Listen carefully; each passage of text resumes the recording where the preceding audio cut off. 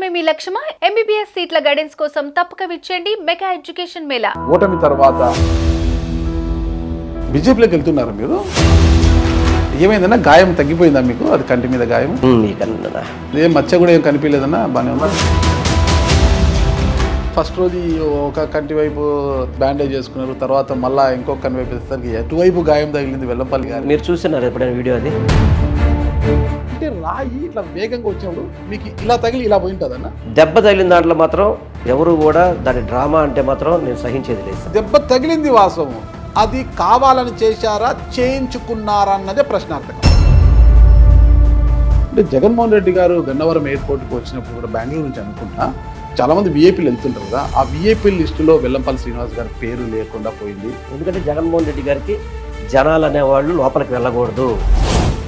జగన్మోహన్ రెడ్డి గారు నా ఎస్సీలు, నా బీసీలు, నా ఎస్టీలు, నా మైనార్టీలు అన్నారు. ఎవరినైతే మీరు అనుకున్నారో ఆ వర్గము మీ పంచం లేదు, ఈ వర్గము మీ పంచం లేదు. మరి ఏం సాధించారు? మీకు రాజకీయ భిక్ష పెట్టింది ఎవరంటారు? అప్పుడు చిరంజీవి గారు. వెల్లంపల్లి గారి ఓటమికి బలమైన కారణం ఏమంటారు? ఓటమికి బయట ఒక ప్రచారం అయితే జరుగుతోంది. విజయవాడ పశ్చిమ నియోజకవర్గంలో వెల్లంపల్లి శ్రీనివాస్ మంచి పట్టు ఉంటుంది, భవిష్యత్తులో కూడా తన పట్టును కోల్పోకోకుండా ఉండాలి అంటే వైసీపీ అభ్యర్థి అక్కడ ఓడిపోవాలి. అందుకు ఆయన పరోక్షంగా తెర వెనక సుజనా చౌదరి గారికి సహకరించారు. ఇందుకు పునర్వ్యవస్థీకరణలో ఎందుకు మీ సామాజికంలో ఎవరికి లేకోకుండా మిమ్మల్ని కూడా మంత్రి పదవి నుంచి తప్పించి దీని కొట్టు సత్యనారాయణ గారికి ఇచ్చారు. మంత్రిగా ఉన్నప్పుడు వెల్లంపల్లి శ్రీనివాస్ గారు అంటే ఒక మర్రి చెట్టులా మారిపోయారు. చుట్టూ ఏ మొక్కను కూడా మొలవనీయకుండా చేశారు, ఏ ఒక్కరిని ఎదగనీయకుండా చేశారు.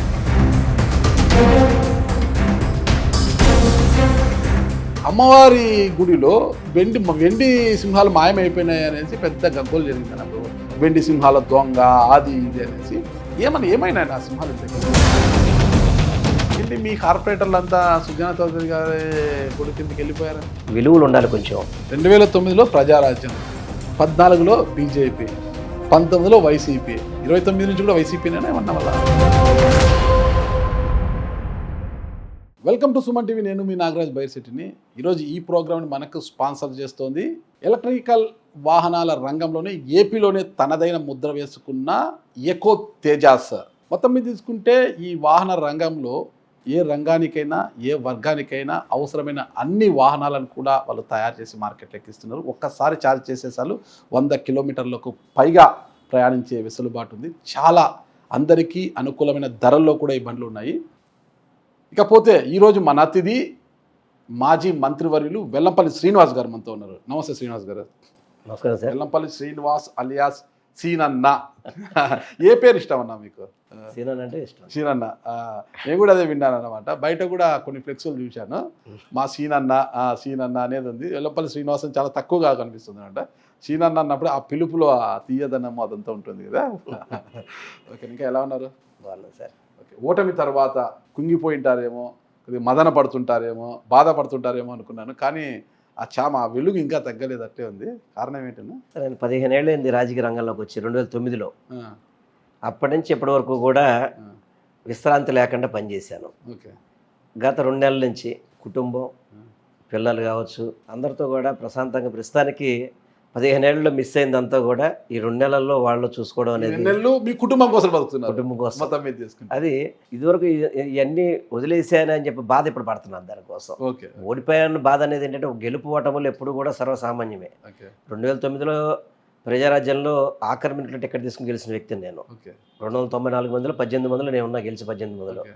అదేవిధంగా 14లో ఓటమి చెందాను, మళ్ళీ 19లో గెలిచాను, మంత్రి అయ్యాను. మళ్ళీ 24లో ఓటమి వచ్చింది. గెలుపు ఓటములు అనేది స్పోర్టుగా తీసుకుంటా తప్ప నేనేమి దాన్ని మనసు తీసుకునే వ్యక్తిని కాదు. కాకపోతే ఈ 15 ఏళ్ళలో ఏం జరిగిందంటే కొంత కుటుంబానికి నేను దూరం అవ్వడం జరిగింది. ఈ 2 నెలల్లో కుటుంబం ఆప్యాయతని మళ్ళీ దగ్గర తీసుకురావడం అనేది చాలా ఆనందం అనిపించింది. కానీ చాలామంది వైసీపీ మాజీ మంత్రులు కావచ్చు, మాజీ ఎమ్మెల్యేలు కావచ్చు, ఓటమి తర్వాత తమ కోసం బతికే వాళ్ళు ఎక్కువైపోయారు అనమాట. ఇంతకాలం ప్రజల కోసం ఉన్నాము, ఈ కొంతకాలం ఇప్పుడు మేము మా కోసము మా కుటుంబం కోసం బతకాలనే వాళ్ళు ఎక్కువైపోయారు. అంటే దీనికంటే ఏం జరిగిందంటే జగన్మోహన్ రెడ్డి గారు గెలిచిన వెంటనే ప్రతిరోజు కూడా ప్రతి ఎమ్మెల్యేలకి టాస్క్ ఇచ్చేవాళ్ళు వర్క్. దాంట్లో ఎవరికి వాళ్ళు మేము ముందుండాలని చెప్పని గడప గడపకి మన ప్రభుత్వం కానివ్వండి అనేక ప్రభుత్వ కార్యక్రమాల్లో నేను 175 మంది కంటే కూడా ముందు ఉండాలి అని చెప్పని ఎవరి కాళ్ళు పోటీ పడి సర్వీస్ చేసేవాళ్ళం. కానీ ఆ సర్వీస్ చేసిన తర్వాత ఈ రిజల్ట్ చూసిన తర్వాత కొంత బాధ అనిపిస్తుంది. ఎందుకంటే గతంలో ఎన్నడూ లేని విధంగా ప్రతి గడపకి వెళ్ళి వాళ్ళ సమస్య మేము వాళ్ళ ఇంటికి వెళ్ళి పరిష్కారం చేసే ప్రయత్నం చేసాం. ఈరోజు అదే సమస్యని తెలుగుదేశం ఆఫీస్ దగ్గర, జనసేన పార్టీ ఆఫీస్ దగ్గర నుంచొని ఎండలో నుంచొని వాళ్ళు తీసే పరిస్థితి మనం చూస్తున్నాం. మేమేమో గడప గడపకి వెళ్ళాం. జగన్మోహన్ రెడ్డి గారు 175 నియోజకవర్గాల్లో అధికారులతో పాటు ప్రజాప్రతినిధులు పంపించి ఆ సమస్యను పరిష్కరించేవాడు. ఈరోజు జనసేన ఆఫీస్ దగ్గర, తెలుగుదేశం ఆఫీస్ దగ్గర క్యూ కట్టుకొని ఎండలో నుంచొని ఆ సమస్య పరిష్కారం అవుతుందో తెలియదు, అవదో తెలియదు. అర్జీలు తీసుకోవడానికి వాళ్ళకి ఎండలో టైం పడుతుంది. అది బీజేపీలోకి వెళ్తున్నారు మీరు? బయట ప్రచారం జరుగుతుంది. దీనికి వెళ్ళాలా బీజేపీలోకి? అంటే ఇప్పుడు మీరు ఏమన్నారంటే ఇక్కడ కూటమి ఉంది, కూటమి ఎమ్మెల్యేలు అందరూ ఉన్నారు.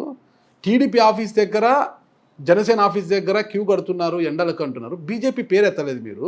అంటే బీజేపీ మీద ఎక్కడో మీకు కొంత సానుభూతి ఉంది, బీజేపీలో కూడా పాజిటివ్గా ఉన్నారు. బయట ప్రచారం జరుగుతున్నట్టుగా వెల్లంపల్లి గారు త్వరలో కాషాయ కండువా కప్పుకోబోతున్నారు కాబట్టి అందుకే బీజేపీ పేరు ఎత్తడం లేదని, అందుకే సడన్గా నాకు అనుమానం వచ్చింది బీజేపీలోకి ఏమైనా వెళ్తున్నారా అనేసి. అంటే నేను మీ మీడియాలో జనసేనది, తెలుగుదేశాన్ని మాత్రం చూశాను నేను. ఎందుకంటే దాంట్లో ఎమ్మెల్యేస్ డ్యూటీ వేసి, మంత్రులను డ్యూటీ వేసి, అది బీజేపీలో వేసినట్టు నేను చూడలేదు. దాంట్లో ఒకవేళ బీజేపీలో ఉంటుంటే బీజేపీ కూడా చెప్పేవాడు నాకేమి. నేను వైఎస్ జగన్మోహన్ రెడ్డి గారి నాయకత్వంలో పనిచేస్తున్నాను అంతే తప్ప నాకు వేరే పార్టీ వైపు చూడాల్సిన అవసరం నాకు లేదు.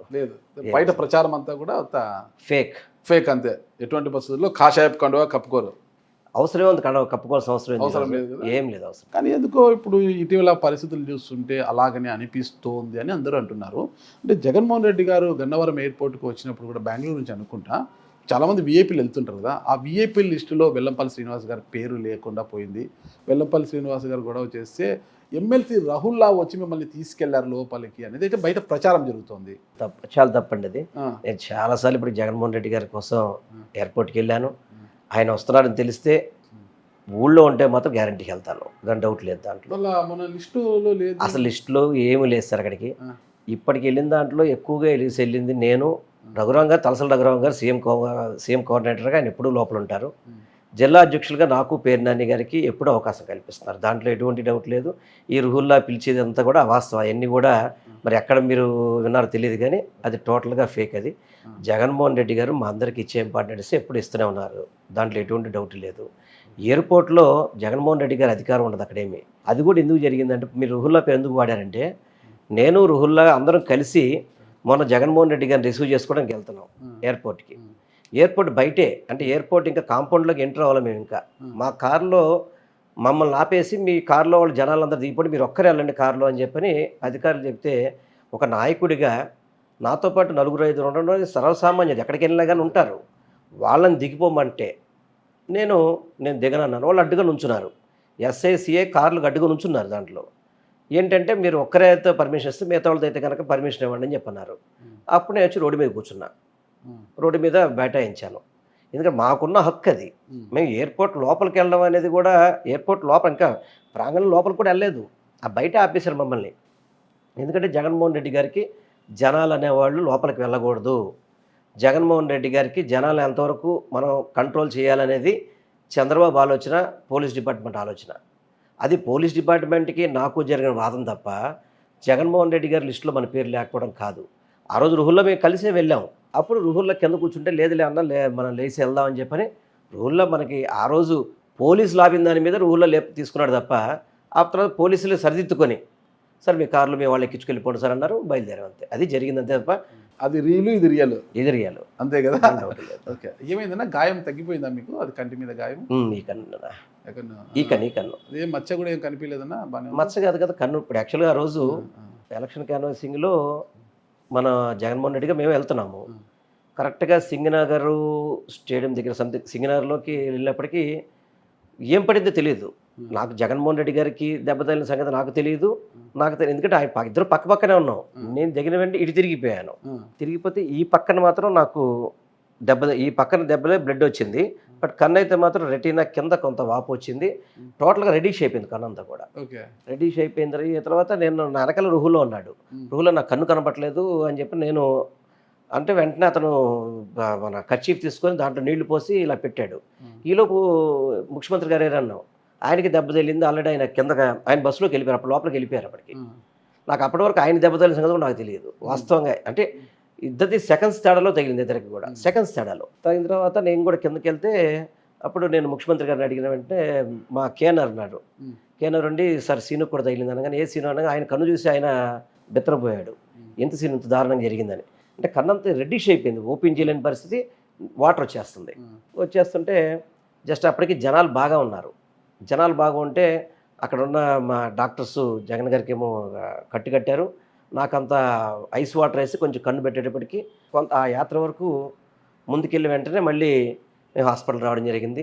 డాక్టర్లు కూడా చాలా అదృష్టం అని చెప్పి అన్నారు. ఎందుకంటే రెటీనాకి చిన్న ఎడ్జ్లో దెబ్బ తగిలింది, కింద ఎడ్జ్లో తగిలింది కాబట్టి మీకు చూపుకి ఏమి ఇబ్బంది లేదని చెప్పని ఆల్మోస్ట్ ఒక 1 వీక్ ఎంతో ట్రీట్మెంట్ చేశారు. ట్రీట్మెంట్ తర్వాత కన్ను మామూలుగా జరిగింది. ఇప్పుడు కొంచెం నార్మల్ అయిపోయింది. 2 రోజులు ట్రోల్ కూడా తింది. ఒకరు ఫస్ట్ రోజు ఒక కంటి వైపు స్టిక్కర్ వేసి బ్యాండేజ్ చేసుకున్నారు, తర్వాత మళ్ళీ ఇంకొక కన్ను వైపు వేసేసరికి ఎటువైపు గాయం తగిలింది వెల్లంపల్లి గారు. మీరు చూస్తున్నారు ఎప్పుడైనా వీడియో? అది ఒకసారి ఏమో చూశాను, ఒక్కసారి మళ్ళీ ఒకసారి వీడియో చూడండి. అంటే వాళ్ళు ఏం చేశారంటే దెబ్బ తగిలిన కన్నుకే పెట్టాను తప్ప పక్క కన్నుకు పెట్టుకుని నాటకాలు రావాల్సిన మనకు పని లేదు, దాని ద్వారా సింపతి పొందుదామని ఆలోచన మాకు చేయలేదు. నేను ఆ రోజు దెబ్బ తగిలిన తర్వాత నేనేం దాని మీద పెద్దగా ఎవరికి ఎందుకంటే అది ఎలా జరిగింది అనేది పోలీస్ డిపార్ట్మెంట్ తేల్చాలి తప్ప మనం ఎవరు కూడా చెప్పేదానికి లేదు. ఒక ముఖ్యమంత్రికి ఆయనకేమో కన్నుకి పైన తగిలింది, నాకు కన్నుకి కింద తగిలింది. ఆయనకి కంటి మీద తగిలిన ఇబ్బంది పడేవాడు, ఆయన కంటికి వల్ల ఇబ్బంది పడేవాడు, నాకు కొంచెం యాంగిల్ మారినా నేను ఇబ్బంది పడేవాడిని. కళ్ళతో ఎవరు కూడా డ్రామాలు వాడరు సార్. ఎందుకంటే ఏ చేతి మీదో ఏ కాలు మీదో దేని మీద అనుకుంటే కనుక డ్రామాను మీరు అనొచ్చు. కానీ కంటికి ఇప్పుడు మనం బాడీ మొత్తం మీద సున్నితమైన శరీరం భాగం ఏదండి? కన్నే కదా. అటువంటి కన్నుతో ఎవరైనా యాషలు వేస్తారా? తర్వాత రెండోది మీరు చెప్పారు ఒకవైపు నుంచి రెండో వైపు అనేది, మీరు ఆ వీడియోని పూర్తిగా పరిశీలించండి. దాన్ని కావాలని సెల్ఫీలతో తీయించి ఇప్పుడు మీరు అదే వీడియోని ఒరిజినల్ వీడియోని వాళ్ళ వీడియోని చూడండి. వెనకాల మా కార్పొరేటర్స్ మా నాయకత్వం ఉంటారు, వాళ్ళ జేబు ఇటువైపు ఉంటుంది. జేబు ఇక్కడ కదా, మనకి యాక్చువల్ జేబు ఎక్కడ ఉంటుంది? ఇక్కడ ఉంటుంది. మీరు ఆ వీడియో ఒకసారి వెరిఫై చేసుకోండి. నా వెనకాల ఉండే జేబులన్నీ ఇటు ఉంటాయి. అంటే దీన్ని బట్టి కట్టు ఇటు రావడానికి వాళ్ళు సెల్ఫీలో తీసిన వీడియో ఉండాలి, ఏదో ట్రిక్ వీడియో ఉండాలి. ఇప్పుడు జనరల్గా జేబు అంటే ఇదేగా ఉండేది. మీరు ఎవరైనా కానీ ఈవెన్ పవన్ కళ్యాణ్ గారు కూడా చెప్తాను, ఎందుకంటే ఆ రోజు ఆయన ఇక్కడికి వచ్చి మా కాన్స్టిట్యున్సీలో అంటే ఈ పశ్చిమ నియోజకవర్గంలో క్యాన్వాసింగ్ వచ్చినప్పుడు ఆయన కూడా అదే మాట్లాడాడు. నేను మీ మీడియా ద్వారా పవన్ కళ్యాణ్ గారిని నేను అడుగుతున్నాను, ఒకసారి మీరు వీడియోని పరిశీలించండి. మీరు సినిమాలో బాగా సినిమా యాక్టర్ కదా, షూటింగ్ల గురించి బాగా తెలుసు కదా, మీకు అది వాస్తవ కాదనేది మీరే తెలుసుకొని మాట్లాడండి మాత్రం మీ ద్వారా నేను కనుక్కోండి. మీ ద్వారా మాత్రం ఆయన తెలియపరుస్తుంది. అసలు ఏం జరిగిందన్న? అసలు గుల్లకరాయి తీసుకొని అంత వేగంగా కొట్టాల్సిన అవసరం ఎవరికి వచ్చింది? అసలు సీఎం ప్రోగ్రామ్ అన్నప్పుడు ఎలక్ట్రిసిటీ గురించి, కరెంటు, వీటి అన్నిటి గురించి చాలా కట్టుదిట్టం జాగ్రత్తలు తీసుకుంటారు, కరెంటు పోకూడదు. సీఎం సభను తెలిసినా కరెంటు పోయింది ఆ సమయంలో ఇలా జరిగిందంటే ఏంటన్న అసలు? సార్ ఇప్పుడు ఒకటి సార్, ఎలక్షన్ కోడ్ అమలైన తర్వాత ముఖ్యమంత్రి గారి రోల్ ఏమైనా ఉంటుందా? ఉండదు. ఎలక్షన్ పరిధిలోకి వెళ్ళి ఎలక్షన్ కమిషన్ అంతే కదా. మీరు ఎవరిని ప్రశ్నించాలి? ఇవన్నీ కూడా మీరు ఎలక్షన్ కమిషన్ మాట్లాడాలి. ఎలక్షన్ కమిషను ఏ విధంగా బిహేవ్ చేసింది ఎలక్షన్ టైంలో? అపధర్మ ముఖ్యమంత్రిగా అయితే ఉంటారు సార్, ఆయన ముఖ్యమంత్రే, నేను కాదనట్లేదు. పవర్స్ ఒకటి ఉండవు మీకు, అంతే. ఫైల్స్ మీ సంతకాలు పెట్టి ఇవన్నీ ఉండవు, ఆ పరిధిలోకి వెళ్ళిపోతాయి. అపధర్మ ముఖ్యమంత్రిగా అప్పటికప్పుడు కొన్ని అనివార్య కారణాలు చర్యలు తీసుకునే అవకాశం అయితే ఆయనకు ఉంటుంది కూడా. ఆ పవర్ సార్, మేము ఒక రూట్ పెట్టుకున్నాం, అది 3 కాన్స్టిట్యున్సీలు కలవాలనేది ఒక భాగంతో రూట్ పెట్టుకున్నాం. ఆ రూట్ కూడా ఎందుకంటే చాలా ఎర్లీగా ముఖ్యమంత్రి గారు వెంటనే ఈరోజు ఇక్కడ ఆ రోజు అక్కడ అనేది షెడ్యూల్స్, అంటే ప్లానింగ్ చేసిన షెడ్యూల్స్ కాదు ఇవన్నీ కూడా. ప్లానింగ్ కాకుండా 2-3 రోజులకు ముందు అనుకోవడంతో జరిగింది. చాలా వరకు మేము ఎలక్ట్రికల్ వైర్లు మేము పక్కకి కట్ తీయించాం వాటిని. కొన్ని చోట్ల తీయడానికి సాధ్యం కాని పరిస్థితిలో వాళ్ళు కరెంటు మీద ఆపామనేది ఆ రోజు వాళ్ళు చెప్పిన మాటలు, అవి అధికారులు చెప్పింది. ఇప్పుడు ప్రభుత్వం మీ చేతిలో ఉంది కదా, ప్రభుత్వం మీ చేతిలో ఉన్నప్పుడు అది ఎలా జరిగిందనేది ఇప్పుడు ఎంక్వైరీ చేసుకోండి, తప్పేం లేదు. ఈరోజు ఎంక్వైరీ చేసుకోండి, తప్పేం లేదు. అది ఎలా అంటేనా, ఇప్పుడు మీకన్నా జగన్మోహన్ రెడ్డి గారు హైట్ ఎక్కువ ఉంటారు కదా, కొంచెం హైట్ ఎక్కువ ఉంటారు కదా, మీకేమో ఈడు తగిలిందన్న కంటి కాదు కదా, ఇక్కడ తగిలింది. జగన్మోహన్ రెడ్డి గారికి ఈడు తగిలింది, ఇక్కడ తగిలింది. అంటే రాయి ఇట్లా వేగంగా వచ్చినప్పుడు మీకు ఇలా తగిలి ఇలా పోయి ఉంటుందన్న? సరే, అది ఎలా తగిలింది అనేది చూసే నా కంటికి తగలడం మాత్రం నాకు తెలుసు తప్ప ఆయనకి ఎక్కడ మీరు ఇద్దరు సమానంగా ఉన్నప్పుడు లేదంటే ఆయన మీకన్నా కొంత షార్ట్ ఉంటే మీకు ఈడ తగిలి ఆయనకి ఈడ తగలచ్చు ఇట్లా ఇట్లా ఇట్లా రాయి సరే ఆయన నుంచునేది హైట్ లో ఉంటారు కదా ఆయన మామూలుగా ఆయన నుంచునేది హైట్ ఉన్నప్పుడు మీకు ఈడ తగిలితే ఈ షేప్ లోనే పోవాలి ఆయన హైట్ లో ఉంటాడు అంటే అది ఒక రాయ రెండు రాళ్ళ అనేది ఒకటిసారి తగిలింది అయితే వాస్తవం అంటే మీరు ఇప్పుడు ఎలా తగిలింది అనే దానికి కంటికి తగిలింది కాబట్టి చూపు నాకు మామూలుగా ఇంకొక చోట తగిలి ఉంటే కనుక మన చూపుకు ఓపెన్ అయి ఉంటుంది సార్. ఇప్పుడు నాకు దెబ్బ తగిలినప్పుడు వెంటనే ఏం చేస్తాం అయి మూసేస్తాం మనం అది ఒక రాయ రెండు రాళ్ళ లేకపోతే గుళకరాయ అని చెప్పాల్సిన అది పోలీస్ అధికారుల మీద ఉంటుంది. నాకు క్రౌడ్ ఎక్కువ ఉంటుంది కదా మనము ఒక రాయి తీసుకొని వెళ్తారంటే ఈ ఇంత వేగంతో వచ్చి ఇలా వేయాలి మనము అప్పుడే అది ఆ ఫోర్స్ ఉంటుంది. మనము నీళ్ళ మీద కూడా వేస్తుంటాం ఒక రాయిని ఇట్లా వేస్తే చక్ చక్ చక్కని వెళ్ళిపోతుంది రాయి ఇట్లా అంత వేగంగా వెళ్ళిపోతుంది. మామూలుగా వేస్తే మునిగిపోతుంది అది మనకి ఫోర్స్ రాదు కదా. అంత ఫోర్స్ రావాలి అంటే గిన అంత క్రౌడ్లో ఎక్కడి నుంచి అంత గురి పెట్టి వేశాడు అంటే వాడెవడో మంచి గురికాడు ఉంటాడు కదన్నా. నాకు అదే అనిపిస్తుంది వాడిని పట్టుకొని శిక్షించే బదులు వానికి ట్రైనింగ్ ఇచ్చింటే ఈసారి ఒలింపిక్స్లో మన భారత్కి ఒక స్వర్ణం వచ్చేదన్న. మనకు భారత్ ఖాతాలో ఒక స్వర్ణం కూడా లేదు, కాసేమో ఉన్నాయి, ఒక స్వర్ణం అన్నా వచ్చేది మనకు. అంతటి వీరుడు ఎక్కడున్నాడు మనకు ఇక్కడ అని. సార్ ఒకటి సార్ ఇది ఎంక్వైరీ జరిపే లోపల ఆఫీసులు ఎందుకు ట్రాన్స్ఫర్ చేశారు? ఓకే ఈ కేసు ఎంక్వైరీ చేస్తుండగానే అప్పుడున్న అధికారులు ఎందుకు ట్రాన్స్ఫర్ చేశారు? ఎలక్షన్ కమిషను ఇది ఎంక్వైరీ జరుగుతుంది కదా, నిందితులు పట్టుకుంటున్నారు కదా, ఆ టైంలో విజయవాడ పోలీస్ కమిషన్ ఎందుకు ట్రాన్స్ఫర్ చేశారు? దీంట్లో మరి గూడు పుట్టానందని చెప్పి మీకు మన అందరికీ ఒక అమాయకుని పట్టుకుని అమాయకుడు సార్ ఏ ఒక్కడి పేరు మేము చెప్పలేదు సార్. ఓకే ఓకే పోలీసులు వాళ్ళ యొక్క ఇన్వెస్టిగేషన్లో జరిగిన ఆధారాలను బట్టి తీసుకొచ్చారు. అతను నిజంగా కొట్టాడో లేదన్నది కూడా నేను చెప్పే వ్యక్తిని కాదు, ఎందుకంటే నేను చూడలేదు అది. ఆ టైంలో ఉన్నత అధికారులు పోలీసులని ట్రాన్స్ఫర్ చేయాల్సిన అవసరం ఎందుకు వచ్చింది? ఈ విషయాలు బయటపడతానే కదా ఆఫీసర్ని మార్చి వేరే ఆఫీసర్ని పెట్టారు అక్కడ. దీన్ని నీరు కార్చడానికే కదా ఆ రోజు అధికారులు ట్రాన్స్ఫర్ చేసింది. మార్చకుండా ఉంటే కనుక ఏ నిజం బయటకు వచ్చేది. ఆ తర్వాత మరి ఈ రోజు వరకు దాన్ని ఎందుకు తీసుకోవట్లేదు? దాన్ని వచ్చిన అధికారి దాన్ని ఎందుకు మళ్ళీ దాన్ని ఆ కేసు మీద ఎందుకు దర్యాప్తు చేయలేదు? ఒక ముఖ్యమంత్రిగా ఉన్నాడు ఆ రోజు, ఆయన మీద జరిగిన దాడిని ఎందుకు నెక్స్ట్ అధికారి దాన్ని కంటిన్యూ చేయలేదు?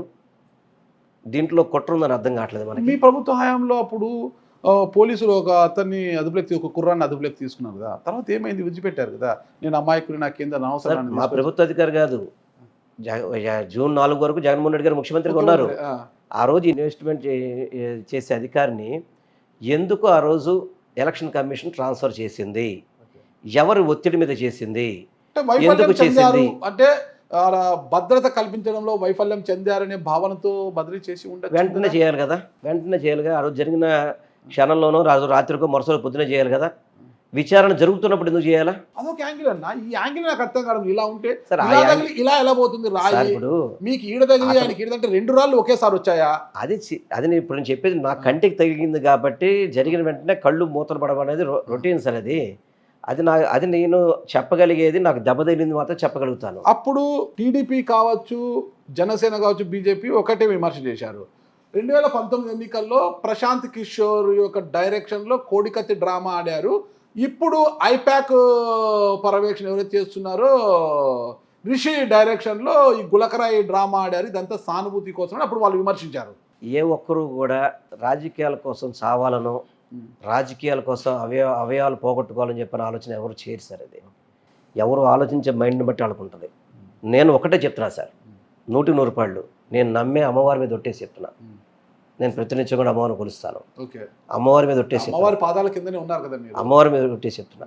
ఆ రోజు నా కంటికి దెబ్బ తగిలింది వాస్తవం. నేను ఒకటే చెప్పేది, దెబ్బ తగిలిన దాంట్లో మాత్రం ఎవరు కూడా దాని డ్రామా అంటే మాత్రం నేను సహించేది లేదు సార్. ఎందుకంటే కళ్ళు పోగొట్టుకునే దెబ్బ తగిలింది వాస్తవం. అది కావాలని చేశారా, చేయించుకున్నారా అన్నదే ప్రశ్నార్థకం. అదే సార్, చేయించుకున్నారా అన్నదానికి ఎవరైతే ఆ రోజు పోలీస్ కమిషనర్గా ఉన్న అతన్ని మీరు అదే రోజు కనుక ట్రాన్స్ఫర్ చేస్తుంటే అతను వైఫల్యం అని చెప్పి ఒప్పుకుంటాను నేను.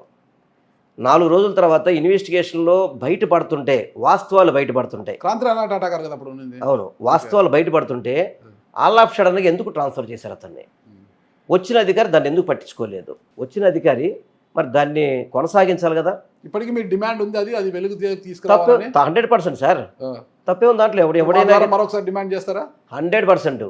ఎవరైతే ఆ రోజు రాయి ఘటనకి పాల్గొన్నారో వాళ్ళని శిక్షించాలని బాధ్యత ఈ ప్రభుత్వం మీద కూడా ఉంది దాంట్లో. తగిలింది అదే రాయి అని మీ దగ్గర ఉందే సాక్ష్యం? అదే రాయి తగిలింది సార్, ఏ రాయి తగిలిందో మీరు పదే అడుగుతున్నారు సార్. నాకు తగిలింది కంటికి దెబ్బ తగిలింది అంటున్నాను. అది రాయి తగిలిందా ఏమి తగిలిందా అనేది చాలా బలంగా జరిగింది దెబ్బ. అది బలంగా తగిలింది దెబ్బ. మీరు కావాలంటే నేను ఆ రోజు జగన్ గారిని క్యాంపులో దించిన తర్వాత నేను మీడియాతో మాట్లాడాను. మీరు మీడియాతో కన్ను చూడండి, ఎవడైనా కన్ను చేత్తో పొడుచుకోడు సార్. కన్ను కూడా ఎవడు కూడా చేత్తో పొడుకోడు. కనీసం మనకి చిన్న నలక పడితేనే నలక పడితేనే మనం తట్టుకోలేని కన్ను. మీరు ఆ రోజు వీడియో చూసుకోండి కావాలంటే. ఆ కన్ను చూడండి, అది చూసి కూడా కంటితో ఎవరు ఆటలాడరు సార్, ఎవరు ఆడరు.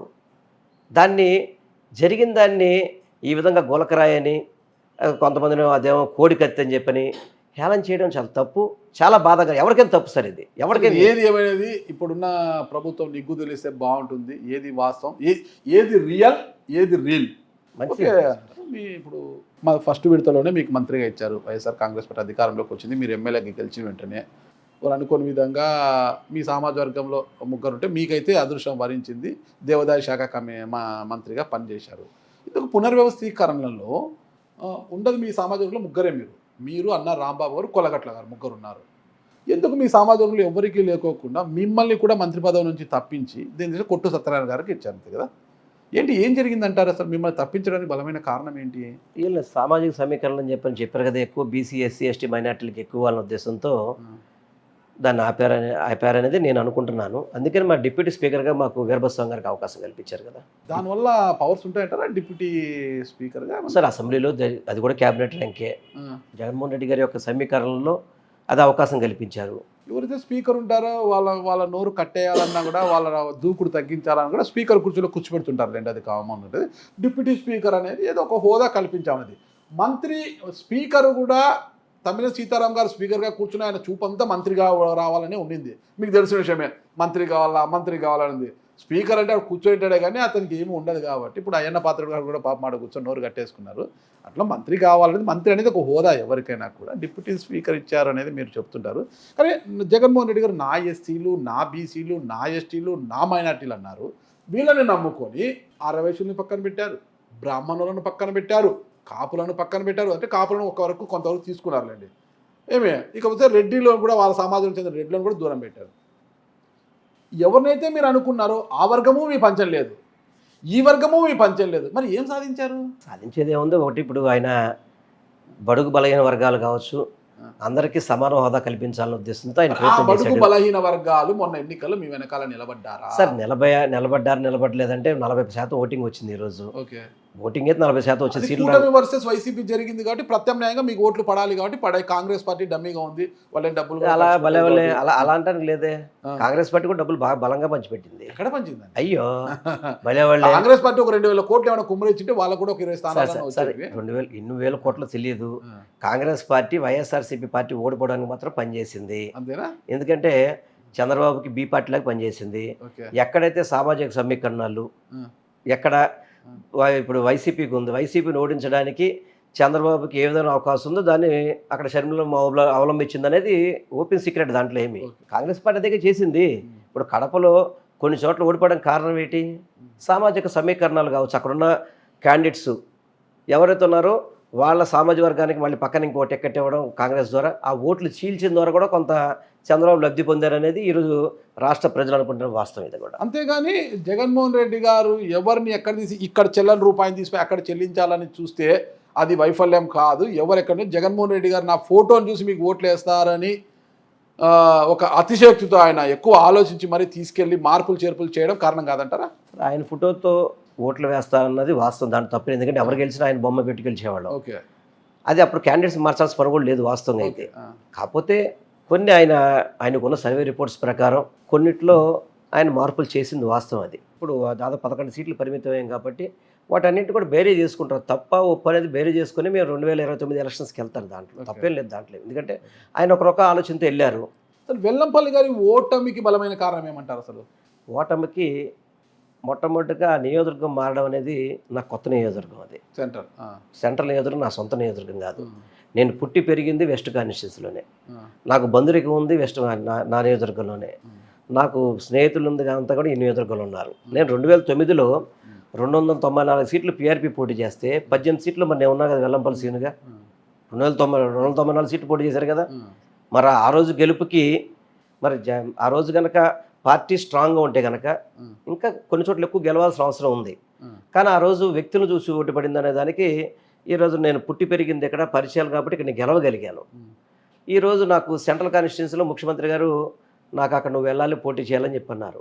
ఒక నాయకుడు చెప్పిన మాట. ఇక్కడ పశ్చిమంలో మాట చెల్లుబాటు కాదు, నీ కథ అయిపోయింది అన్నారా? అట్లా ఏం చెప్పలేదు. అక్కడ నువ్వు పోటీ చేస్తే బాగుంటుంది, ఇక్కడ పోటీ చేస్తే ఎందుకు బాగుంటుందని, ఇక్కడ మైనార్టీకి టికెట్ ఇవ్వాలని.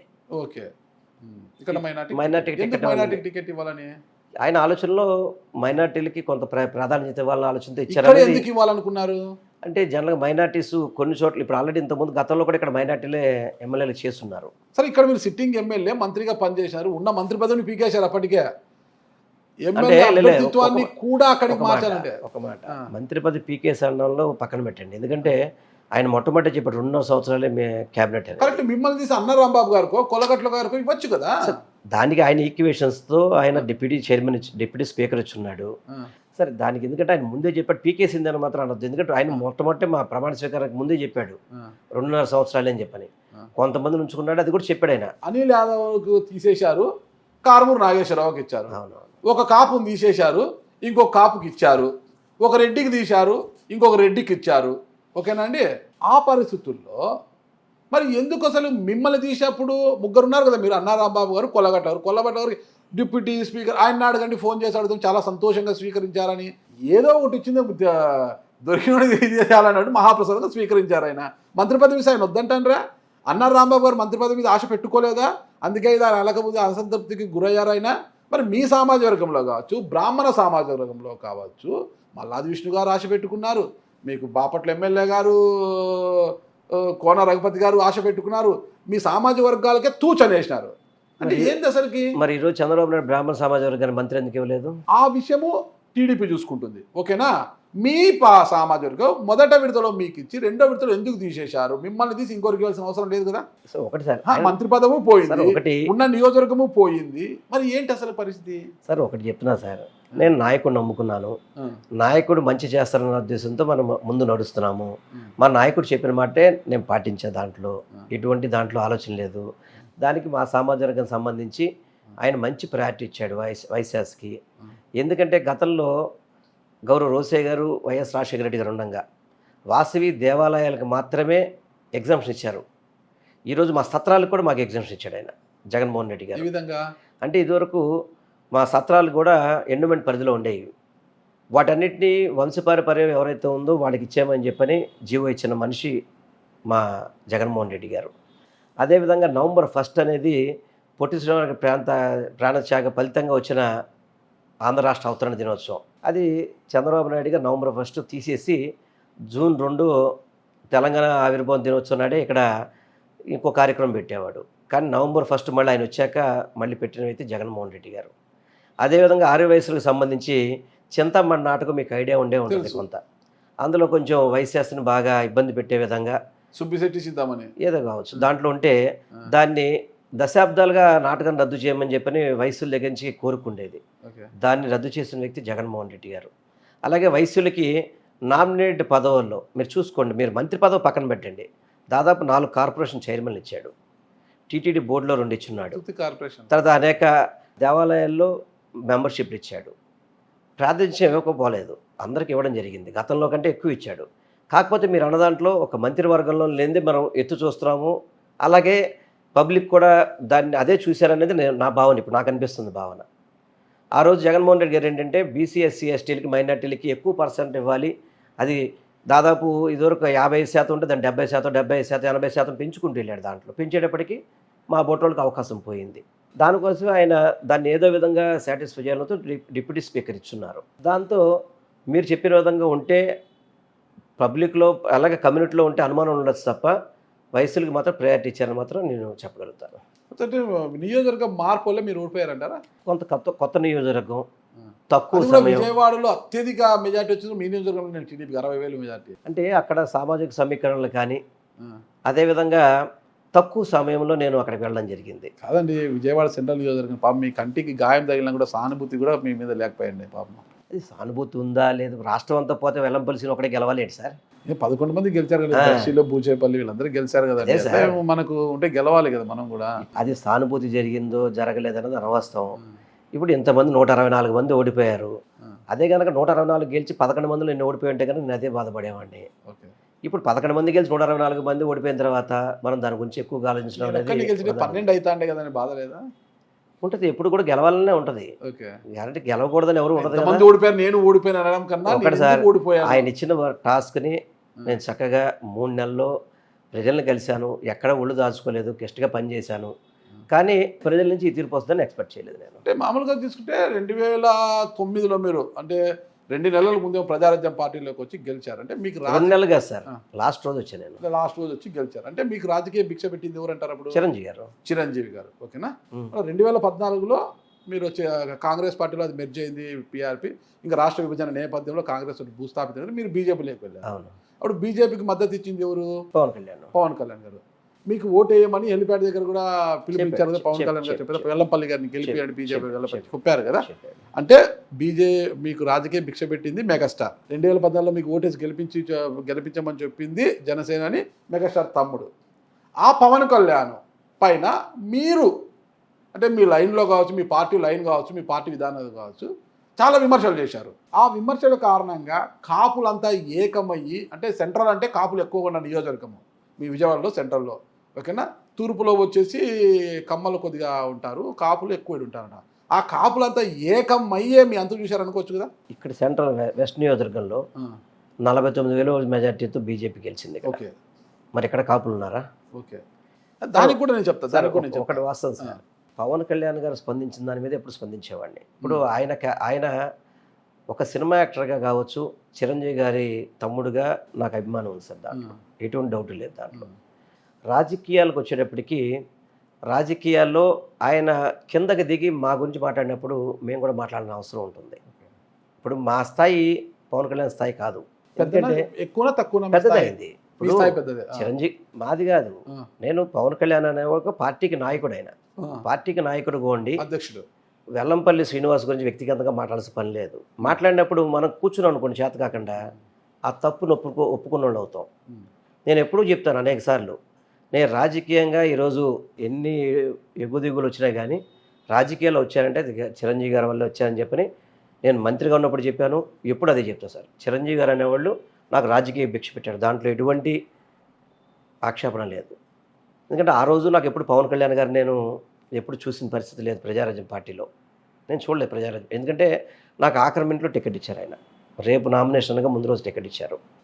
నాకు ఇక్కడున్న ప్రజానీకం అంతా కూడా చిరంజీవి గారి మీద అభిమానం కావచ్చు, నాకున్న పరిచయాలు కావచ్చు, మా కుటుంబం మీద ఉన్న ప్రేమ కావచ్చు, గెలిపించారు.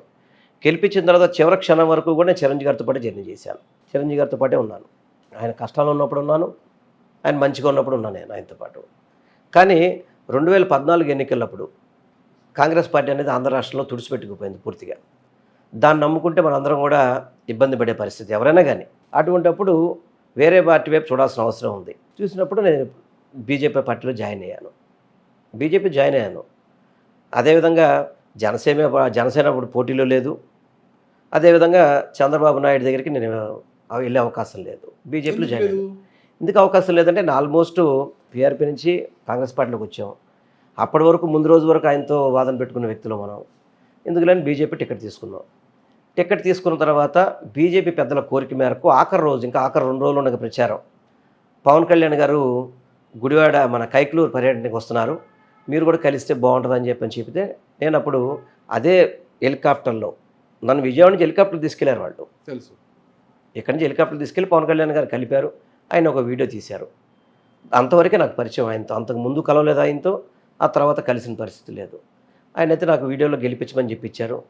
దురదృష్టవశాత్తు నేను అప్పుడు ఓడిపోవడం కూడా జరిగింది, స్వల్ప తేడాతో ఓడిపోయాను. ఓడిపోయిన తర్వాత ఇక్కడ భారతీయ జనతా పార్టీలో నేను కొనసాగుతున్నప్పుడు ఎప్పుడైతే జలీల్ ఖాన్ని తెలుగుదేశం పార్టీ వైసీపీ పార్టీ ఎమ్మెల్యేకి గెలిచిన వ్యక్తిని చంద్రబాబు నాయుడు జాయిన్ చేసుకున్నప్పుడు నేను ఇక్కడ ఇప్పుడు అదే తెలుగుదేశం పార్టీలో ఓడిపోయిన చోట వైసీపీ పార్టీ తీసుకున్నప్పుడు ఆయన వాళ్ళని కూర్చోబెట్టి అతను జాయిన్ చేసుకున్నాడు కదా, మరి భారతీయ జనతా పార్టీకి ఎందుకు న్యాయం చేయలేదు ఆయన? మిగతా తెలుగుదేశం ఓడిపోయిన చోట వైసీపీ పార్టీ వాళ్ళని తీసుకున్నప్పుడు వాళ్ళని సమన్వయం చేశాడు, వాళ్ళతో మాట్లాడాడు, తీసుకున్నాడు. మరి భారతీయ జనతా పార్టీ ఇప్పుడు ఇక్కడి నుంచి వైసీపీ తీసుకున్నప్పుడు భారతీయ జనతా పార్టీకి చెప్పక్కర్లేదా? చెప్పాలి. మా నాయకత్వం అడిగితే చెప్పలేదన్నారు. మీరు అడగక్కర్లేదని అడిగాను నేను. మా నాయకత్వం సరిగ్గా స్పందించలేదు అప్పట్లో. అది కరెక్ట్ అయిన పద్ధతి కాదు అని చెప్పని దాదాపు ఇంకా 2.5 ఏళ్ళు పైన ఉండగానే నేను భారతీయ జనతా పార్టీని వీడి వైసీపీలో చేరిన కానీ పోరాటాలు చేస్తున్నాను అన్నాను. అనేక కేసులు పెట్టాను నాకు తెలుగుదేశం పార్టీ వాళ్ళు, అనేక కేసులు పెట్టారు నా మీద. కేసులు అన్ని కొట్టేశారు. సరే, ఇప్పుడు మీరు మళ్ళీ సెంట్రల్కి పంపించి ఇక్కడ మైనార్టీకి ఇవ్వాలనుకున్నారు. వెస్ట్ నియోజకవర్గంలో మైనారిటీ ఓట్లు ఎక్కువగా ఉన్నాయనేది అందరికీ తెలిసిన విషయమే. మరి ఇంత మైనారిటీ ఓట్లు ఎక్కువ ఉన్న బీజేపీ అభ్యర్థి సుజనా చౌదరి గారు ఎలా గెలిచారు? అదే అర్థం కాని మ్యాటర్. ఇప్పుడు ఆధారాలు ఏమో మా ముఖ్యమంత్రి గారు చెప్తున్నారే, అదేమో అని చెప్పి అనుకోవాలి. బయట ఒక ప్రచారం అయితే జరుగుతోంది. మీ ఇక్కడ సర్కిల్లో అయితే విజయవాడ పశ్చిమ నియోజకవర్గంలో వెల్లంపల్లి శ్రీనివాసరావు మంచి పట్టు ఉంటుంది. భవిష్యత్తులో కూడా తన పట్టును కోల్పోకోకుండా ఉండాలి. సెంట్రల్ నుంచి పోటీ చేసిన వెస్ట్ నియోజకవర్గంలో తన పట్టును కోల్పోకోకుండా ఉండాలి అంటే వైసీపీ అభ్యర్థి అక్కడ ఓడిపోవాలి. అందుకు ఆయన పరోక్షంగా తెర వెనక సుజనా చౌదరి గారికి సహకరించారు. అందువల్ల సుజనా చౌదరి గారికి విజయం కూడా సులువైంది అని అంటున్నారు. ఆ విమర్శలకు మీ సమాధానం? సార్ నేను ఒకటే చెప్తాను సార్. ఏ రోజైతే నాకు జనవరి 2వ తారీఖున అనౌన్స్ చేశారో ఆ రోజు నుంచి నా గెలుపు కోసం నేను కష్టపడ్డా తప్ప ఇక్కడ వేరే వ్యక్తి గెలవాలి, వేరే వ్యక్తి ఓడిపోవాలి అని చెప్పి దుర్మార్గంగా ఆలోచించే వ్యక్తిని అయితే కాదు. నాకు జగన్మోహన్ రెడ్డి గారు కనుక ఇచ్చింది నచ్చకపోతే, జగన్మోహన్ రెడ్డి గారి మీద నమ్మకం లేకపోతే నేను అవసరమైతే ఆ రోజే బయటికి రావచ్చు కదా. నేను అక్కడెందుకు పోటీ చేయాలి? నాకు నిజంగా మీరు చెప్పిన అవసరం ఉందనిపించింది ఇక్కడ, మీరు చెప్పిన అవసరం నాకు అనిపించింది అనుకోండి ఇక్కడ, నేను అసలు జగన్మోహన్ రెడ్డి గారు చెప్పిన మాట ఎందుకు వెళ్ళాలి? అక్కడికి ఎందుకు వెళ్ళాలి? ఇక్కడే విభేదించచ్చుగా. నేను విభేదించలేదు. నేనేమి ఇప్పుడు లీడర్ నమ్మాను, లీడర్ నా కోసం న్యాయం చేస్తాడు అనుకున్నాను, నేను నమ్మకం మీద అక్కడికి వెళ్ళాను అంతే తప్ప ఇక్కడ ఇతను ఓడిపోవాలని ఒక్క క్షణం కూడా ఆలోచించలేదు. చెప్పలేదా సార్ నాకు ఇక్కడ పక్షం అయితే బాగుంటుంది, నేను గెలవగలుగుతాను, సెంట్రల్లో నా కొత్త నియోజకవర్గం, నేను గెలవలేను ఏమి చెప్పలేదా మీరు ఆయనకు? చెప్పాను. చెప్తే కాదు, కొన్ని సమీకరణల ప్రకారం ఇక్కడ మైనార్టీకి ఇవ్వాల్సి వస్తుంది, నువ్వు సెంట్రల్లో నువ్వు కూడా గెలుస్తావు, నాది బాధ్యత అంటే నేను చెప్పిన కొత్త నియోజకవర్గం సార్, అది నాకు పరిచయాలు చాలా తక్కువ ఉన్నాయి, అందుకే మళ్ళీ సామాజిక సమీకరణలో కూడా కొంచెం ఇబ్బంది అయితే పరిస్థితి ఉందని కూడా చెప్పా ఆయనకి. లేదు నువ్వు గెలుస్తావు, నువ్వు సర్వే చేసావు, మేము గెలుస్తావు, నువ్వు నా మాట నమ్ము వెళ్ళు అన్నప్పుడు లీడర్ నమ్మి వెళ్ళాను అంతే. అక్కడికి లీడర్ నమ్మి వెళ్ళాను. నేను కష్టమైతే పడ్డాను, ఇంకా గెలుపు ఓటములు మన చేతుల్లో లేని పరిస్థితులు. అదే కనుక నేను వెస్ట్ నియోజకవర్గంలో ఓడిపోయి ఉంటే కనుక నా తప్పు అయ్యేది అది, ఎందుకంటే నా పాలన మీద కానీ పరిపాలన మీద అయ్యేది. అది కొత్త నియోజకవర్గం, నేను కొత్తగా వెళ్ళాను, నా కష్టం నేను పడ్డాను, కానీ దేవుడు నాకు సహకరించలేదు. జిల్లా అధ్యక్ష బాధ్యతల నుంచి మీరు తప్పించి సామాన్య ఉదయభాను గారికి ఇవ్వాలనేది కూడా ఒక ప్రచారం జరుగుతుంది. మంచి సార్. ఇప్పుడు సార్ ఒకటి నేను చెప్పాక ప్రస్తుతానికి కొద్ది రోజులు రాజకీయాలకి, ఎందుకంటే 15 ఏళ్ళు చేసి అలసిపోయి ఉన్న ఇబ్బంది లేదు. మా జగన్మోహన్ రెడ్డి గారు ఏ నిర్ణయం తీసుకుంటే ఆ నిర్ణయం మంచిదని అని భావిస్తాను నేను. 2009లో ప్రజారాజ్యం, 14లో బీజేపీ, 19లో వైసీపీ, 24లో మళ్ళీ వైసీపీ, 29 నుంచి కూడా వైసీపీనే ఏమన్నా మళ్ళీ 100%. దానికి ఏం డౌట్ ఎందుకుంటారు మనకి?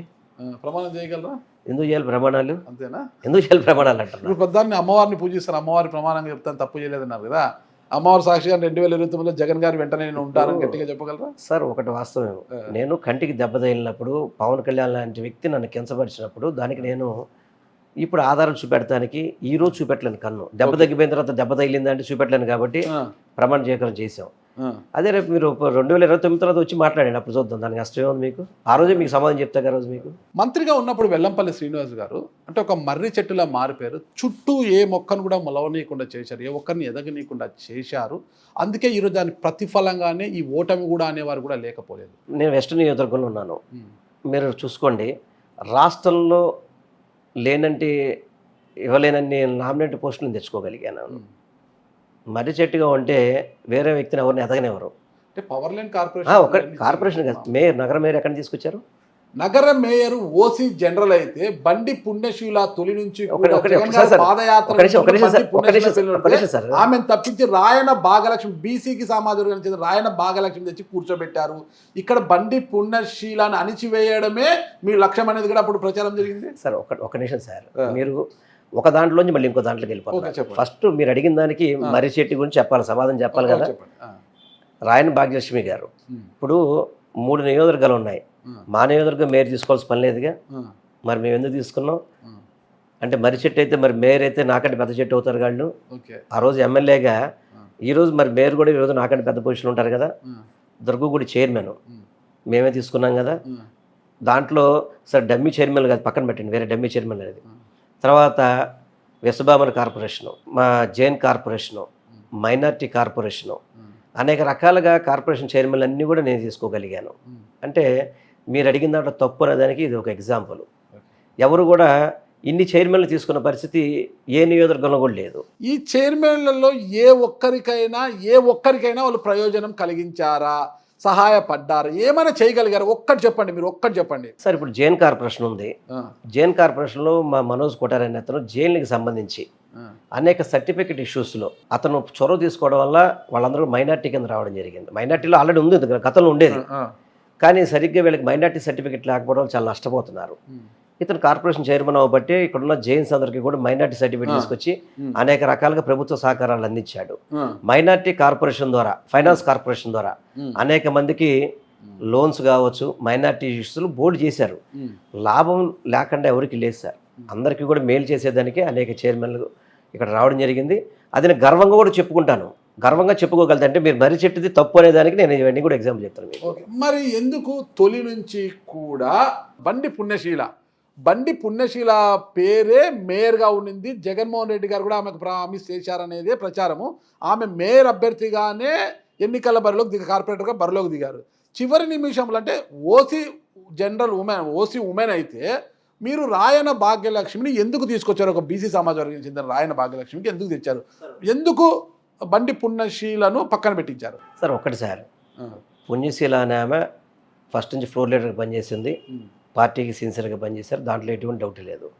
కానీ మా ముఖ్యమంత్రి గారు నా దగ్గరే కాదు, ఒక్క విజయవాడ నగర మేయరే కాదు, ఓసీ చోట్ల బీసీకి ఇచ్చిన పరిస్థితులు మీరు చూసుకోండి. కావాలి ఆయన బీసీ మహిళకి ఇవ్వాలనేది డిసైడ్ చేశాడు.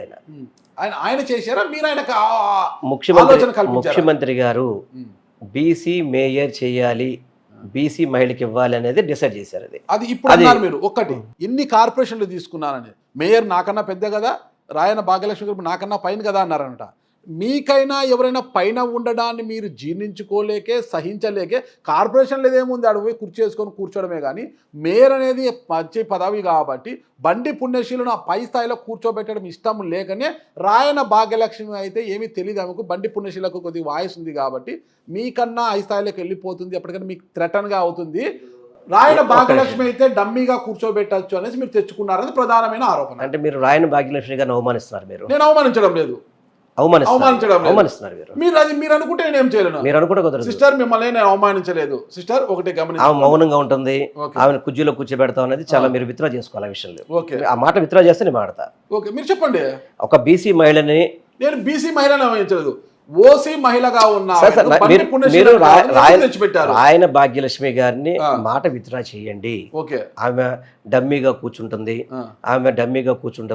ఆమె అలా కూర్చోపెట్టచ్చు అన్నమాట మీరు విత్డ్రా చేసుకుంటే. నేను మిమ్మల్ని కించపరచలేదు, మిమ్మల్ని బాధించలేదు.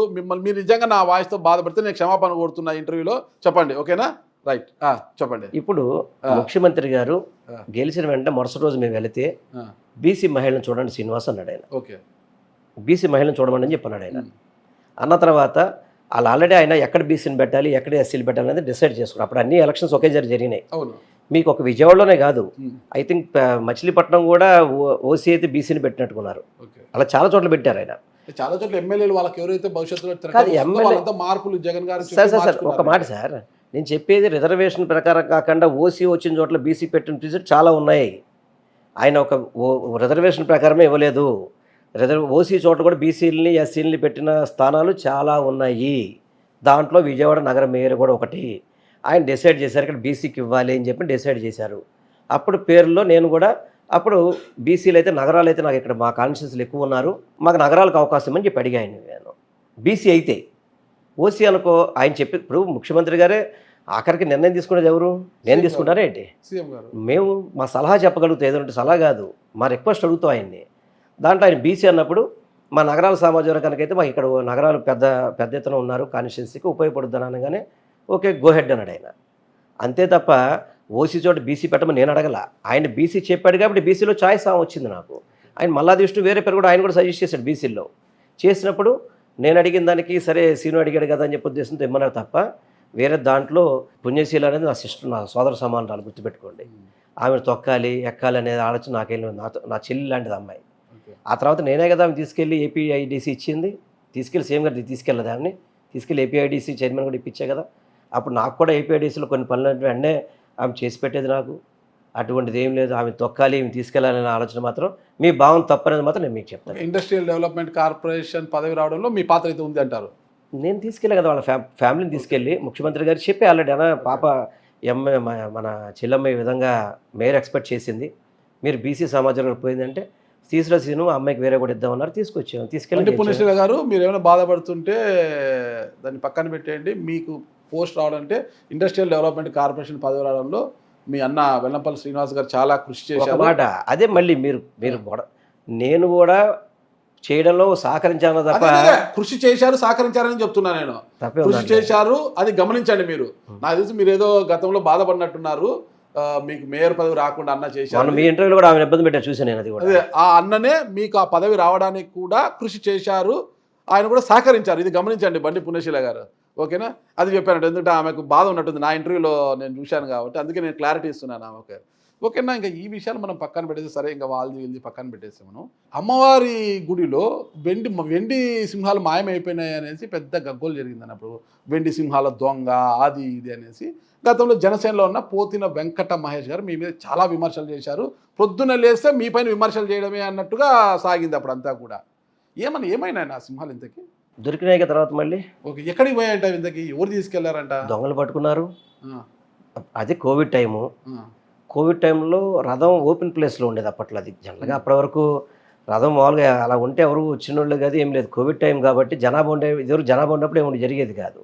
అది కోవిడ్ టైంలో ఎలా జరిగిందో అక్కడ సీసీ కెమెరాలు కూడా సరిగ్గా పర్యవేక్షణ లేదు దాంట్లో. కానీ దాన్ని పోలీసులు పట్టుకున్నారు, అతని దగ్గర వెండి రికవరీ చేశారు. అప్పుడున్న సెక్యూరిటీ దగ్గర ఎవరైతే ప్రైవేట్ సెక్యూరిటీ కూడా ఉండేది వాళ్ళ దగ్గర రికవరీ చేశారు. అతను శిక్ష పడింది కూడా అతనికి పట్టుకున్న శిక్ష కూడా పడింది అతనికి. మరి మిమ్మల్ని ఆ రోజు ఒక దొంగలాగా పోలుస్తూ కామెంట్స్ చేసిన పోతిన వెంకట మహేష్ తిరిగి మీ కళ్ళుగా కప్పుకున్నారు. ఆయన తప్పు ఒప్పుకొని మా దగ్గరకు వచ్చాడు అనుకుంటున్నాను. తప్పు ఒప్పుకొని మీ దగ్గర తప్పు ఒప్పుకున్నాడా పార్టీలో? కాదు సార్, ఇప్పుడు ఆయన ఇప్పుడు మమ్మల్ని అయితే అన్న వ్యక్తి మా దగ్గరకు వచ్చాడు అనుకో, అది తప్పు కాదనక మా దగ్గరకు వచ్చింది అతను. అక్కడ న్యాయం జరగలేదు కాబట్టి ఇక్కడికి రావాలి, ఇక్కడ వైసీపీ అధికారంలోకి వస్తుందేమో, ఇక్కడ వస్తే ఏదో న్యాయం చేసుకోవచ్చు అనే ఉద్దేశంతో వచ్చారనుకోవచ్చు కదా. తెలియదు. ఇప్పుడు అంటే వచ్చే ముందు మీతో సంప్రదించారు, మీతో మాట్లాడలేదు? నేను అసలు ఈ నియోజకవర్గం లేనప్పుడు నేను సెంటర్లో ఉన్నా. నేను ఆయన వెస్ట్ కాన్స్టిట్యూన్సీకి సంబంధించిన నాయకుడు అతను. నేను సెంటర్లో ఉన్నాను. అతను అక్కడ జాయిన్ అయినంత వరకు నాకు తెలియదు ఆ విషయం. తెలియదు. సరే, ఎవరైనా కానీ ఇప్పుడు అంతమంది గతంలో జగన్మోహన్ రెడ్డి గారి మీద, నా మీద, అందరి మీద ఆయన మాట్లాడిన వ్యక్తి. సరే, అవన్నీ ఆయన తెలుసుకున్నాడు కాబట్టి వచ్చాడని చెప్పి అనుకున్నాను నేను. అది ఎందుకంటే గతంలో మీరు టీడీపీకి వెళ్ళంటే అప్పటి వరకు ఆయనతో పోరాటం చేసామంటే అక్కడ టీడీపీలోకి వెళ్ళలేక నేను బీజేపీలోకి వచ్చానన్నారు మీరు మాట. అది కాదు. కానీ చివరి వరకు కూడా జగన్మోహన్ రెడ్డి గారి మీద, మీ మీద ఒంటికాలతో వేసి కామెంట్స్ చేసిన పోతిన వెంకట మహేష్ మళ్ళీ మీ పార్టీలోకి వచ్చారు. అది ముఖ్యమంత్రి గారి నిర్ణయం. అది ఇప్పుడు ఆయన మీరు ఎంత సెంట్రల్కి పోయినా బెస్ట్ నియోజకవర్గంలో గెలిచిన మీరు సిట్టింగ్ ఎమ్మెల్యే అప్పటి వరకు కూడా, అంటే మీ యొక్క పర్మిషన్ లేకోకుండా మీకు సమాచారం ఇవ్వకుండానే చేర్చేసుకున్నారు. నాకు తెలియదు అసలు ఆయన జాయిన్ అయిన వరకు నాకు తెలియదు అసలు. ఏమైనా ఫీల్ అయ్యారు అప్పుడు? నాకు మాట కూడా చెప్పలేదు అనేసి. ఇప్పుడు నాయకుడికి మంచి అనిపించినప్పుడు తీసుకుంటారు. దాంట్లో మనం పాజిటివ్గా పోవాలి తప్ప దాంట్లో నెగిటివ్ ఆలోచించుకుంటే మనం అసలు రాజకీయాలు ఉండలేము. విషయంలో పెద్ద ఎత్తున రాద్ధాంతమే జరిగింది కదా సార్. దేంట్లో రాద్ధాంతం జరిగినా నాయకుడు అన్ని మంచి చూస్తాడని ఆలోచనతో నాయకుడిని నమ్మి ముందుకెళ్తాం కాబట్టి దాని గురించి ఆలోచించే పరిస్థితి ఉండదు మనం. ఇప్పుడు సరే, మీరు సెంట్రల్ నియోజకవర్గ ఇన్ఛార్జ్ అయినప్పటికీ కూడా పశ్చిమ నియోజకవర్గంలో ఉన్నారు. ఇప్పుడు పోతిన వెంకటేష్ మీకు రిలేషన్ బాగానే ఉందా? వైఎస్ఆర్సీపీ పార్టీ వాళ్ళందరితో బాగుంటుంది నేను. అంతే, వ్యక్తిగతంగా పోతిన వెంకట మహేష్ ఎవరైనా కానీ వైఎస్ఆర్సీపీ పార్టీ అంటేనే ఇక ఆటోమేటిక్గా అందరితో బాగుంటుంది ఆయన. ఇప్పుడు జగన్మోహన్ రెడ్డి గారు బీసీలకు అంటే సోషల్ ఇంజనీరింగ్ అనే ఒకటి తీసుకొచ్చారు కాబట్టి బీసీలకు ఎక్కువ ప్రాధాన్యత ఇస్తారు అనుకుంటే 2029లో విజయవాడ పశ్చిమ నుంచి పోతిన వెంకట మహేష్ని తెర మీదకి తీసుకొచ్చే అవకాశం ఉంటే అప్పుడు మళ్ళీ మీ పరిస్థితి ఏంటి? సరే, ఇంకా 5 ఏళ్ళు ఉంది. 5 ఏళ్లలో ఎన్ని మార్పులు ఉంటే ఎవరికి తెలియదు. ఈ సీట్లు కూడా పెరిగే అవకాశాలు ఉన్నాయి. ఇప్పుడు ఇంకొక 50 సీట్లు పెరుగుతాయి అంటున్నారు కదా. తెలంగాణ, ఆంధ్ర రాష్ట్రం విడిపోయినప్పుడు ఆ చట్టం 2026లో మనకి పెరగాల్సిన అవసరం ఉంది. పెరిగినప్పుడు అందరికీ అవకాశం వస్తుందేమో నేను అనుకుంటున్నాను. బయట ఉన్న ప్రచారం ఏంటంటే మరి నెక్స్ట్ ఎలక్షన్స్లో వెల్లంపల్లి సీనన్న పోటీ చేస్తారా, లేదంటే రిటైర్మెంట్ తీసుకుంటారా, తీసుకొని ఫ్యామిలీ కోసం హ్యాపీగా ఉండిపోతారా, ఇంకేం కావాలి, మంత్రి అయ్యాడు కదా ఇంకేం కావాలి ఆయనకు అనేది కూడా ఉంది. వాళ్ళకి మీరు ఏం చెప్తారు అసలుకి? సార్ ఇప్పుడు దేవుడు అవకాశం ఎలా కల్పిస్తే అలా చేస్తాం. ఏది మనం అనుకుంటే రాదు సార్. నేను వ్యాపార కుటుంబంలో పుట్టాను, వ్యాపారం చేసుకుంటూ రాజకీయాలకు వచ్చాను. రాజకీయం వేరు, వ్యాపారం వేరు. చెప్తున్నా సార్, వ్యాపారాల్లోంచి డైరెక్ట్గా రాజకీయాలకు వచ్చాను నేను.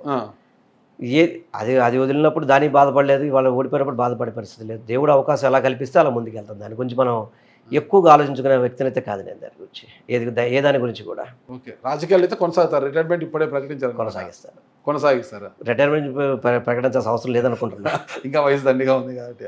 ఏంటి మీ కార్పొరేటర్లు అంతా సుజనా చౌదరి గారి గుడి కిందకి వెళ్ళిపోయారండి? సరే, అధికారం మారినప్పుడు ఇవన్నీ సర్వసామాన్య, దాని గురించి మనం పెద్దగా ఆలోచించడం అవసరం. ఎందుకంటే ఎవరికి వాళ్ళు విలువలు ఉండాలి కొంచెం. ఒక పార్టీలో గెలిచినప్పుడు ఆ పార్టీ కష్టకాలంలో ఉన్నప్పుడు ఉండాల్సిన బాధ్యత అందరి మీద ఉంటుంది. కాదు వెళ్ళిపోతాం అనుకుంటే మనం ఏం చేసే పరిస్థితులు ఉండదు. వెల్లంపల్లి సీనన్న గారి యొక్క భవిష్యత్తు కార్యాచరణ ఏంటి అసలు? ప్రతిపక్షమైన పాలకపక్షమైన ప్రజలతో ఉండడమే నా అభిమతం, అంతే.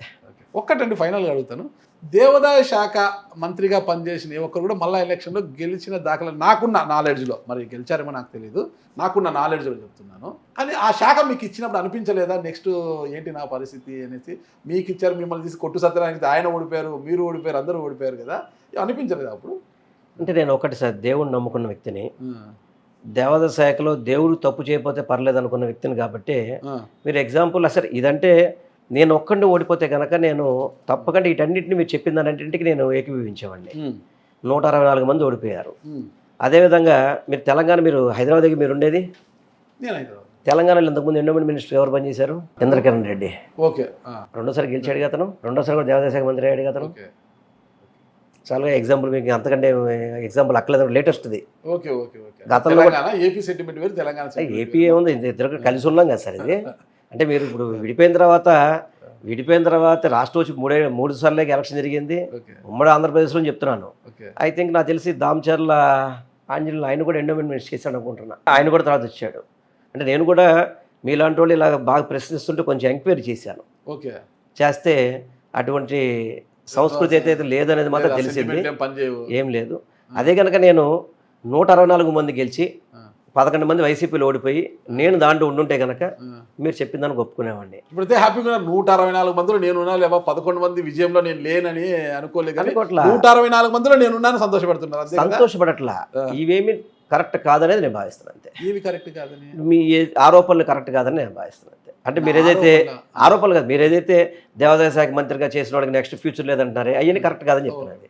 ఒకటన్నా, ఇప్పుడు ఓడిపోయిన వారందరూ కూడా జగన్మోహన్ రెడ్డి గారి గురించి కావచ్చు, ఆయన కోటరీ గురించి కావచ్చు ఒకటే విమర్శలు చేస్తున్నారు. జక్కంపూడి రాజా గారు కావచ్చు, కేతిరి వెంకటరామరెడ్డి గారు కావచ్చు, ఇలా కొంతమంది కామెంట్స్ ఇస్తున్నారు. ఆ కామెంట్స్ మీద మీ కామెంట్ ఏంటంటే అసలుకి? అంటే కొంత ఏంటంటే సార్, ఆయన డైరెక్ట్గా జగన్మోహన్ రెడ్డి గారు పబ్లిక్ బెనిఫిట్ చేశామని చెప్పని, ఈ వాలంటీర్ వ్యవస్థ కానీ జరిగిందని చెప్పని అన్నారు. కానీ కొంత పార్టీ కార్యకర్తలు, నాయకుల్లో ఇంత అసంతృప్తి అనేది తెలుసుకోలేకపోయాం, మేము కూడా తెలుసుకోలేకపోయాం. అందులో మా తప్పు కూడా ఉంది దాంట్లో. ఇవన్నీ ఒకళ్ళొకళ్ళు విశ్లేషించుకున్నప్పుడు దాన్ని సరి చేసుకొని 29కి వెళ్తాం కాబట్టి ఇవన్నీ విశ్లేషించుకుంటే ఏది కరెక్ట్ అయితే దానికి ముందుకు వెళ్ళడం, అంతే. అంటే 29 లక్ష్యంగా ముందుకు వెళ్తారు. ఇంకా ప్రజలతో ఉండడము, ప్రజలతో మమేకమై ఉండడము. ఇంకా సెంట్రల్ నియోజకవర్గం నుంచి మళ్ళీ పోటీ చేయంటే అక్కడి నుంచే పోటీ చేస్తారు. అది జగన్మోహన్ రెడ్డికి నిర్ణయిస్తారు ఏంటంటే నా భవిష్యత్తు. చూద్దాం జగన్మోహన్ రెడ్డి గారు 2029 ఎన్నికల నాటికి ఏ నిర్ణయం తీసుకుంటారు. వెల్లంపల్లి సీనన్నను ఎక్కడి నుంచి బరిలోకి దింపుతారు, ఏంటి అసలు బరిలోకి దింపుతారా, బయట నిలబెట్టి గేమ్ను చూడమంటారా అనేది కూడా మనం వేచి చూద్దాం. థ్యాంక్ యూ అన్న, నమస్తే.